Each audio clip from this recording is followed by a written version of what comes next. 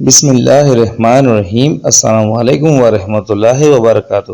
مدینہ منورہ میں ایک عورت تھی جس کا دماغی توازن ٹھیک نہیں تھا۔ ایک دن حضور اکرم صلی اللہ علیہ وآلہ وسلم منبر پر تشریف فرما تھے کہ وہ عورت دروازے تک آئی اور آقا صلی اللہ علیہ وآلہ وسلم کو اشارہ کیا کہ باہر تشریف لا کر اس کی بات سن لیں۔ حضور اکرم صلی اللہ علیہ وآلہ وسلم باہر تشریف لے گئے۔ کڑکتی دھوپ، عرب کا موسم اور اس عورت کا عقلی توازن بھی ٹھیک نہیں، مگر آقا صلی اللہ علیہ وآلہ وسلم دھیان سے اس وقت تک اس کی باتیں سنتے گئے جب تک کہ وہ خود نہیں تھک گئی۔ صحابہ اکرام رضوان اللہ عنہ کو یہ بات ناگوار گزری اور حضرت عمر رضی اللہ تعالیٰ عنہ آپ صلی اللہ علیہ وآلہ وسلم سے مخاطب ہوئے اور کہا، حضور اکرم صلی اللہ علیہ وآلہ وسلم، یہ عورت پاگل ہے، اس کو دیکھ کر لوگ راستہ بدل لیتے ہیں۔